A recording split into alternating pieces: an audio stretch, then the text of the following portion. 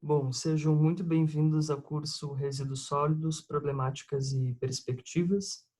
Esse curso ele foi elaborado por Daniel Campos, Heitor Senner, que sou eu que estou falando, e Heron de Lélio.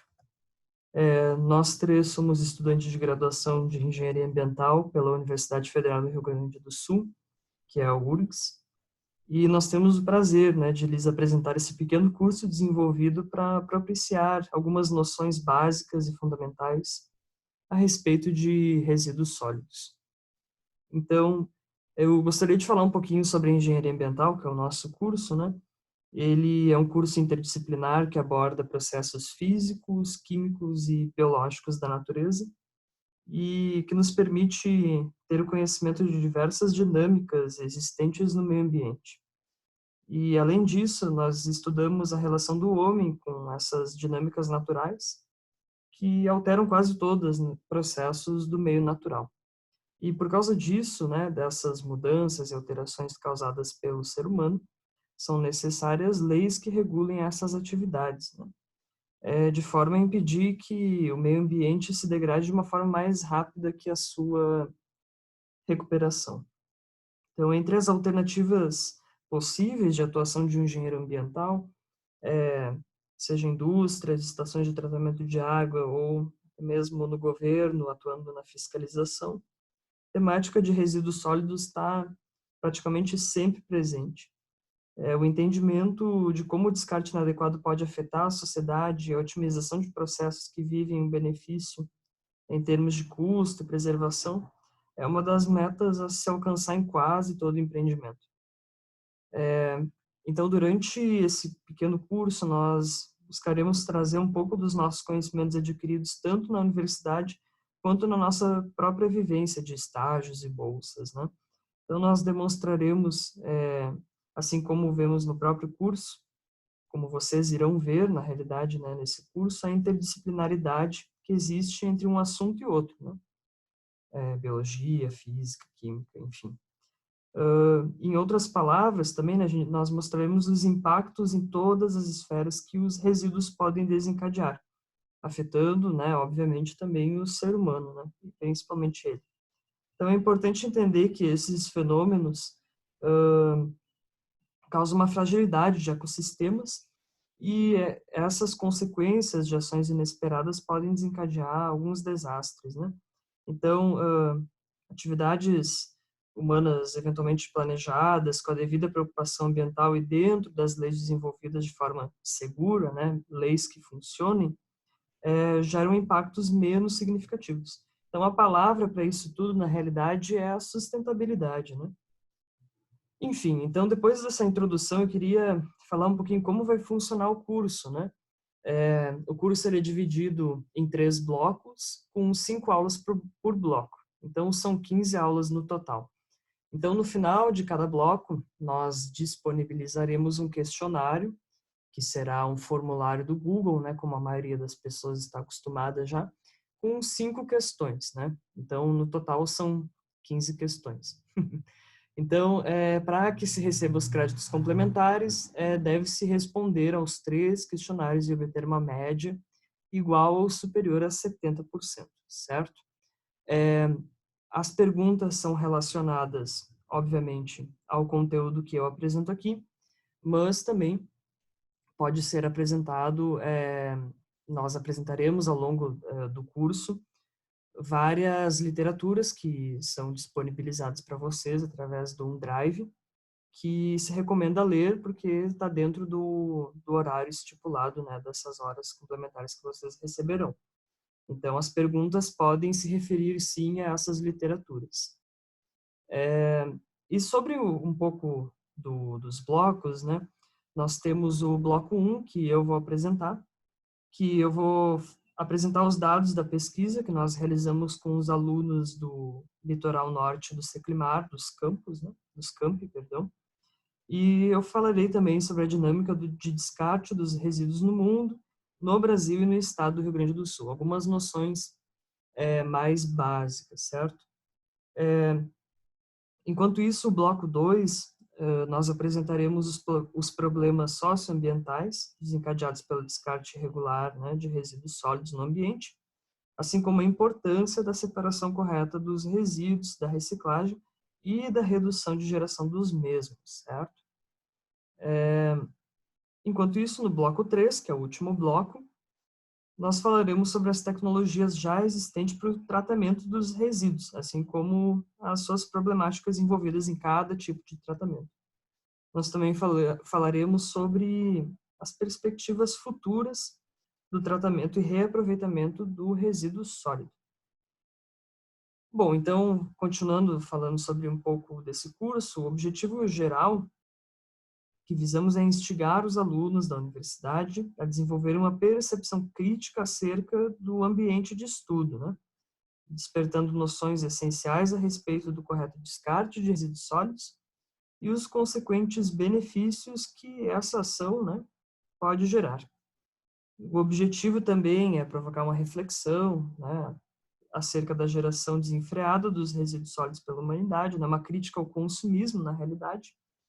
Assim, também é evidenciar a importância das ações individuais e coletivas, né, para que a gente melhore esse quadro de degradação ambiental que a gente enfrenta na atualidade, que inclusive é bem preocupante. Nós iremos discutir, né, os aspectos da separação, da destinação e do tratamento de resíduos sólidos e os impactos socioambientais associados, assim como a importância das ações individuais nesse processo, né?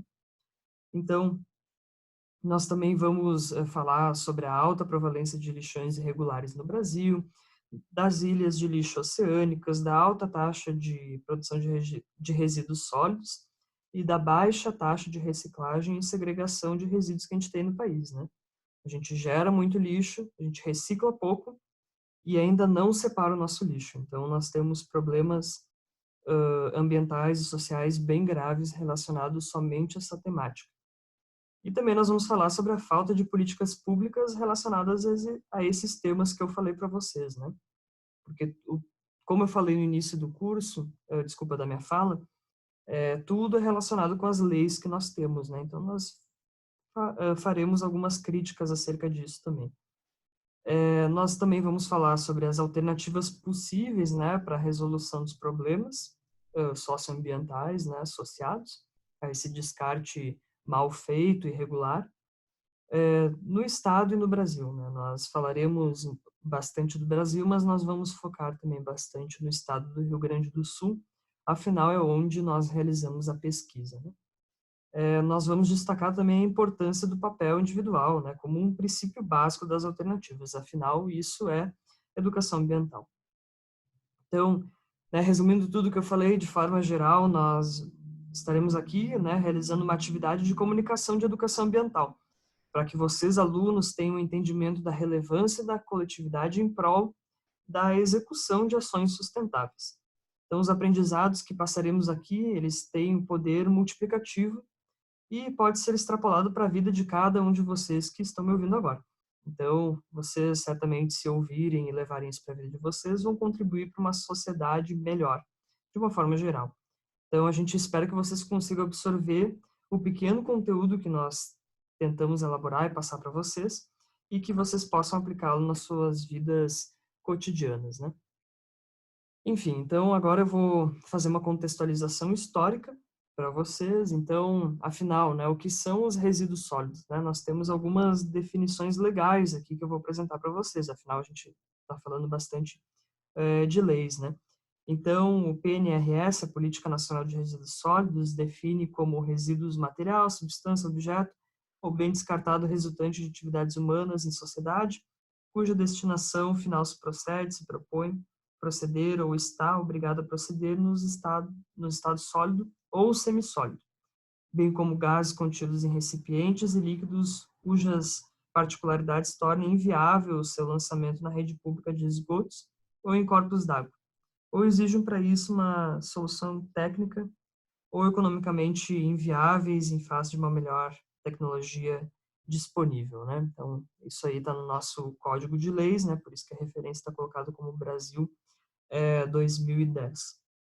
E a ABNT, Associação Brasileira de Normas Técnicas, né, por meio da NBR, a norma brasileira registrada número 10.004, de 31 de maio de 2004, considera que os resíduos sólidos e semissólidos resultam de atividades da comunidade de origem industrial, doméstica, hospitalar, comercial, agrícola, dos serviços de varrição.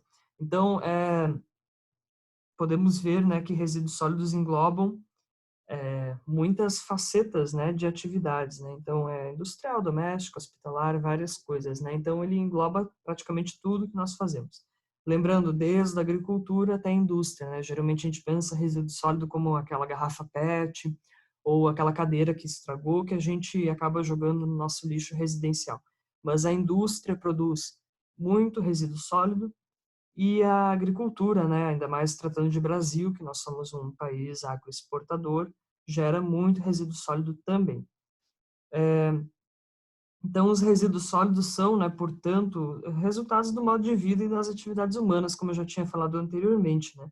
Então, dentro das espécies animais existentes na biosfera, o ser humano é o que tem maior capacidade de adaptação e modificação do meio que está.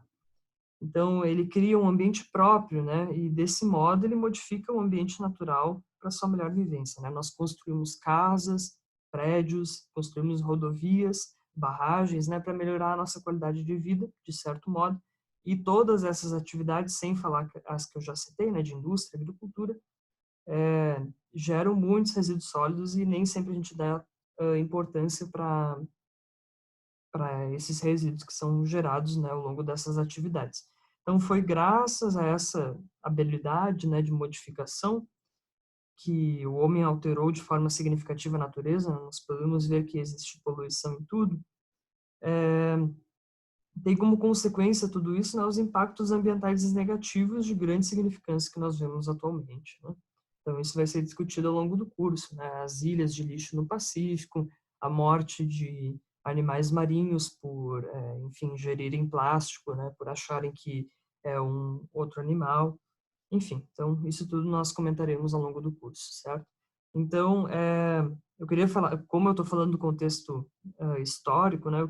Eu coloquei uma imagem da Idade Média aqui, apesar de ser uma imagem de guerra, mas, enfim. Desde a Idade Média, né, o homem ele já transformava, né, o seu meio e produzia resíduos. A gente sabe disso, né? Então, a partir do século XVIII, com o advento da Revolução Industrial, ali por 1700, né, foi que se desenrolou o início da fase mais marcante da ação antrópica em relação à degradação ambiental. Então, a Revolução Industrial ela provocou uma mudança abrupta na capacidade produtiva do homem, acarretando, né, no uso intensivo dos recursos naturais, né? Por exemplo, a queima do carvão, né, para gerar energia, depois a queima do petróleo, enfim, né? Eu estou falando mais de poluição atmosférica, mas toda essa energia ela era direcionada para a indústria, para a produção, né, de manufaturas que eventualmente seriam consumidas e descartadas depois, né? Carros, roupas, enfim, foi, né, a partir ali do fim da Idade Média, início da Idade moderna, com a Revolução Industrial, que tudo isso começou, né? A questão dos resíduos sólidos. Então, esse aumento de produção de mercadorias, né, e a consequente distribuição e consumo gerou uma grande quantidade de resíduos. E continua gerando, né? Então, o pensamento econômico, ele acabou encobrindo a ideia de que o descarte do consumo, do bem consumido, também iria fazer parte do ciclo produtivo, né? Então, afinal de contas, uma quantidade cada vez maior de nossos produtos foi introduzida no mercado, acarretando em considerável aumento do volume e da diversidade de resíduos gerados nas áreas urbanas, né, principalmente. Mas, como eu já falei anteriormente, as áreas agrícolas também geram resíduos sólidos bem consideráveis. Então, segundo Mazzucato, que é uma referência que está descrita no fim da minha apresentação e que vai ser disponibilizada para vocês lerem depois, é um artigo relativamente pequeno, se não me engano tem mais ou menos 5 páginas. Ele comenta que antes da Revolução Industrial, os resíduos sólidos eles eram constituídos basicamente por matéria orgânica, né? Por exemplo, madeira, enfim, né? O que possibilitava a absorção do ambiente sem grandes prejuízos, né? Então, a gente sabe que a madeira se decompõe, dependendo do local, com grande facilidade. Então, com a urbanização ocorreu, né, uma grande modificação na produção de resíduos em decorrência dos novos hábitos de vida. então, aumentando a geração sem o devido investimento, ocasionando a criação de depósitos inadequados de resíduos diretamente no ambiente. Então, alinhado a essa produção desenfreada, né, que foi pregada pela Revolução Industrial, essa problemática pode ser explicada devido ao crescimento desordenado, à ausência de conscientização ambiental e à carência de infraestrutura e de políticas públicas que visem uma melhor gestão dos resíduos sólidos. Então, assim, a produção industrial cresceu em ritmo muito mais elevado do que a infraestrutura ideal para absorver os problemas gerados por essa dinâmica de consumo e descarte, né, que a gente, como eu falei, né? Enfim.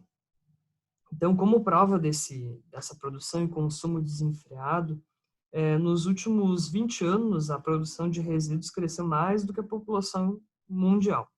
Então, enquanto no período de 1970 a 1990 a população, perdão, do planeta aumentou em 18%, a quantidade de resíduos sobre a Terra passou a ser de 25%, segundo Kramer, de 2014. É um outro artigo que vai ser anexado. Então, assim, é muito recente a preocupação com esse assunto, né, apesar dos avanços tecnológicos. Então, é necessário o desenvolvimento de novos valores culturais e éticos, de modo a reorientar o estilo de vida dos consumidores e despertar a consciência ambiental dos mesmos. Então, quando a gente fala de consciência ambiental, a gente fala de educação ambiental, que é o que, na realidade, a gente está falando aqui, né, instigando vocês a refletirem um pouco mais sobre esse assunto. Então, é fato que a destinação inadequada desses resíduos sólidos, né, gera graves problemas ao meio ambiente que impactam todos os âmbitos da sociedade. Então, o descarte inadequado, ele tem se tornado um dos graves problemas ambientais sociais, principalmente, né, nos países mais pobres, que é o caso do Brasil. Então, a gestão e a disposição final inapropriada dos resíduos sólidos provoca impactos ambientais, como, por exemplo, né, a degradação do solo, o comprometimento de lençóis freáticos e mananciais, a intensificação de alagamentos devido às enchentes, e a contribuição para a poluição, e entre outros que nós iremos citar mais para frente ao longo do curso. Então, qual é a importância dessa educação ambiental, né? É nesse contexto em que a educação ambiental ela é importante, né? Sendo ela fundamental para o desenvolvimento de uma consciência crítica em relação à questão ambiental, constituindo um instrumento de transformação através da geração e do comprometimento e responsabilidade da população nas ações ambientais, envolvendo o saneamento e a saúde, por exemplo, né? Então, a educação ambiental ela é essencial, né, para resolver todos esses problemas associados aos resíduos sólidos, que é a temática desse curso. Desde, né, a questão da geração, da organização e da coleta desses resíduos, né? Então, a maioria da população possui, né, uma percepção de que a coleta, o transporte, o acondicionamento, tratamento e eliminação dos resíduos são considerados de limpeza pública, né? E, portanto, uma atribuição que cabe ao poder público municipal, né? A maioria das pessoas não sabe, né, que a limpeza, a questão dos resíduos é questão do município, mas, enfim, né, a gente sabe que sempre vai vir um caminhão de lixo coletar os nossos resíduos sólidos nas nossas residências, né? Então, assim, para a pessoa, né, para o indivíduo, os resíduos eles não são mais um problema, né? Já que existe uma percepção, se acredita que a sociedade encontrou uma solução para esse descarte, né? Pois a preocupação com esse resíduo acaba no momento em que o caminhão coletor, né, o famoso caminhão de lixo, passa recolhendo os resíduos na sua casa, né?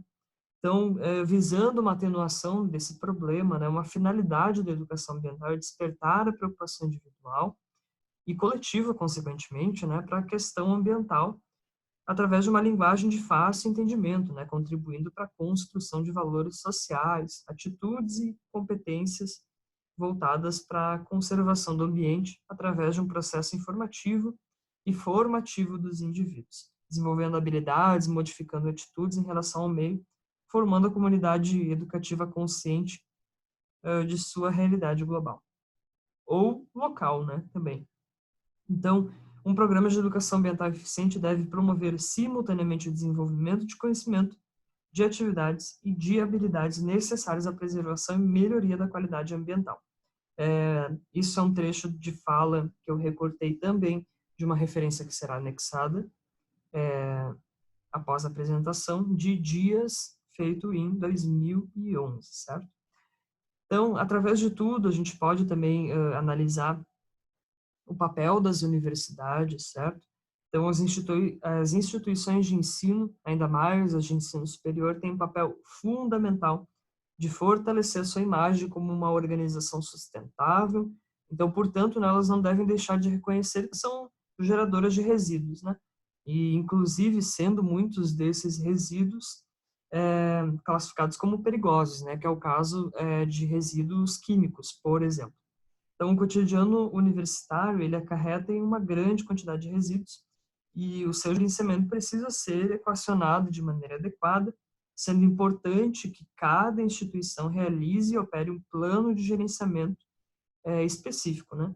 Definindo o modelo mais adequado à sua realidade e também congruente à legislação e que, consequentemente, diminua os impactos ambientais, o que, né, está intimamente ligado às ações dos usuários do sistema de coleta.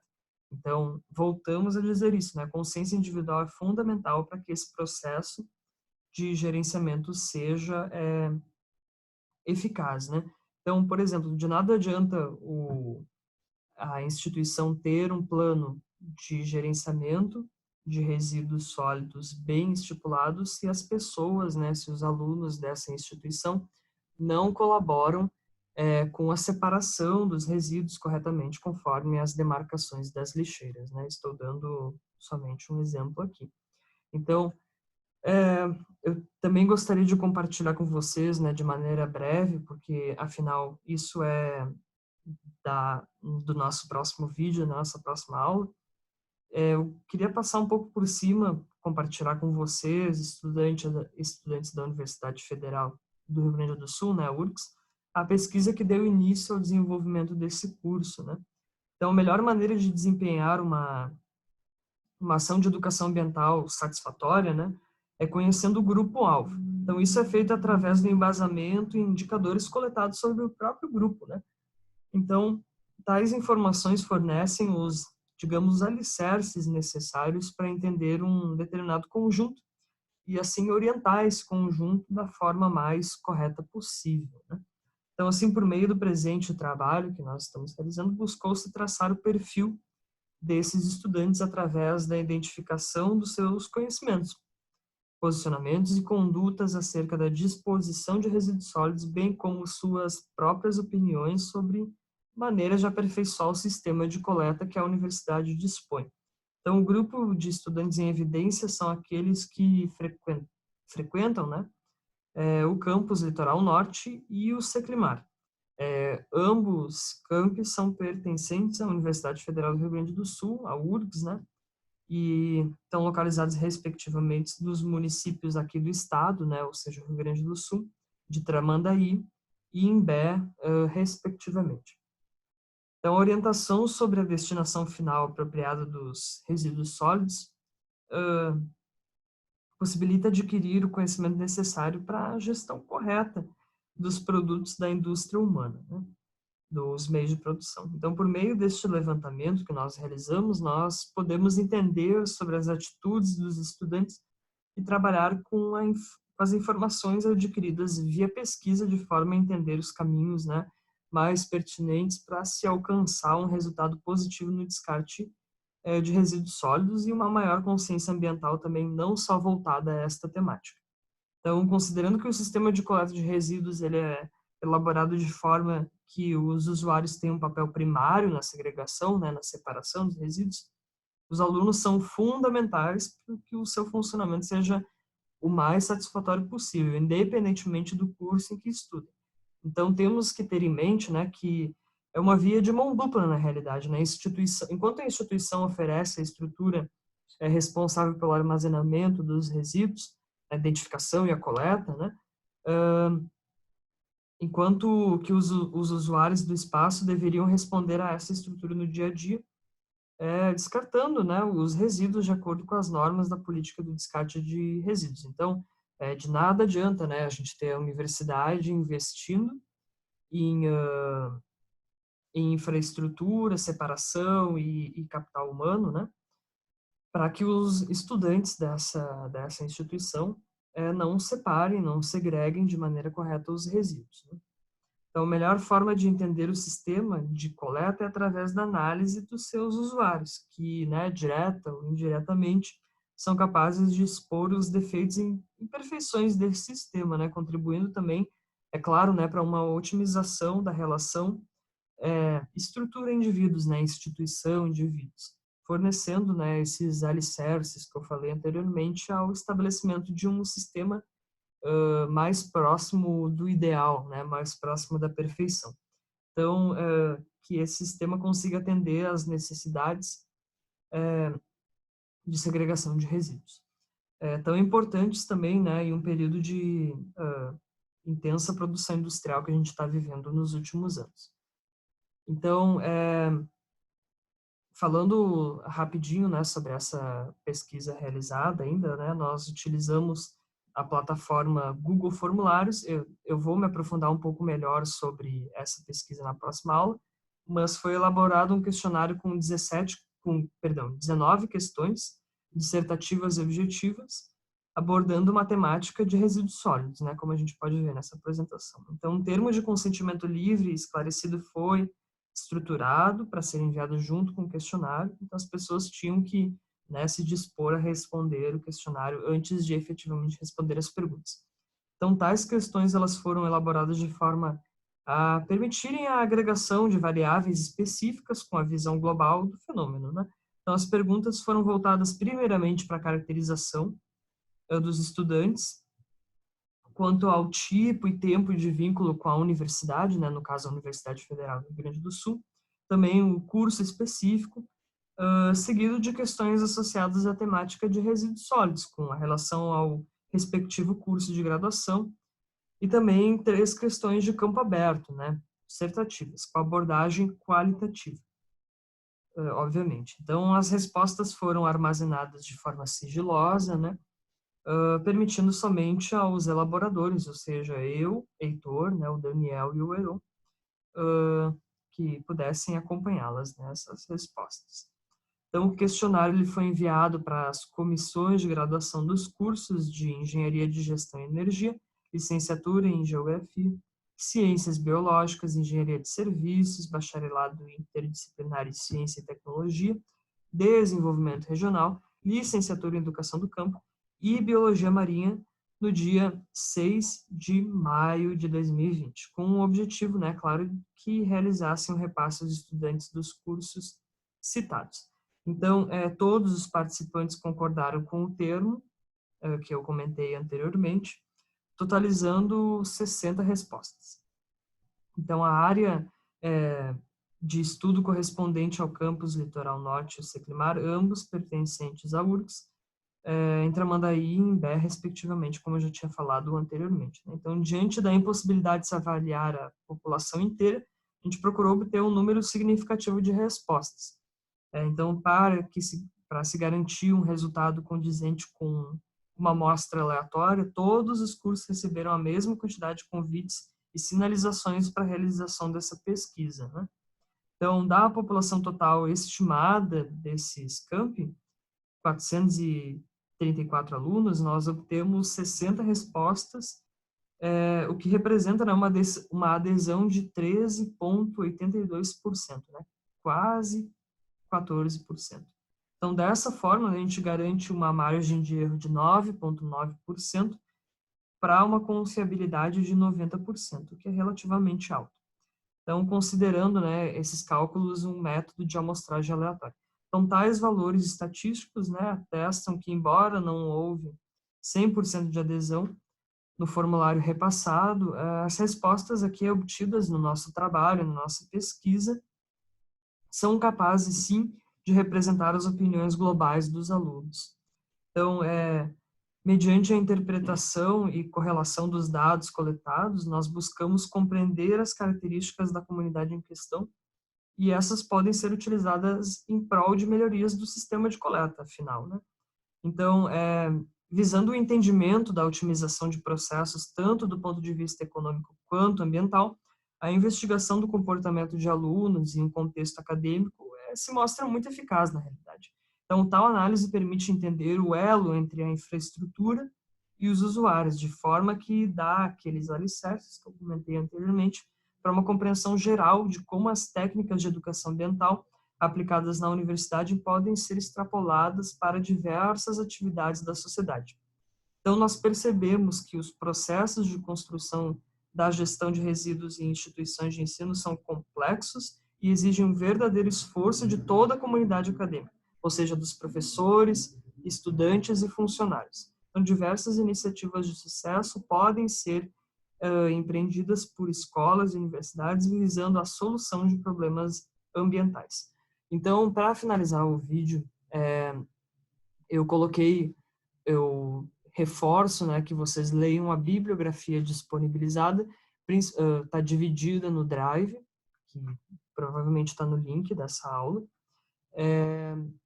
e os dados da pesquisa eles serão divulgados no próximo vídeo, nós faremos uma análise mais aprofundada, então esse vídeo foi mais uma introdução. As referências citadas, né, tem essas duas, mas tem algumas que estão faltando, mas estão todas certinhas no Drive disponibilizado para vocês. Então, muito obrigado pela participação de vocês, agradeço muito e nos vemos na próxima aula 2 desse primeiro bloco.